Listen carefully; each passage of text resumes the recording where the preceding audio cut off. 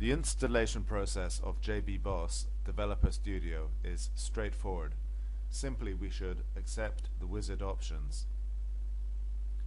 For example, accept the JVM Java Virtual Machine default configuration. The JDK should be version 6 and simply accept all the proposed options.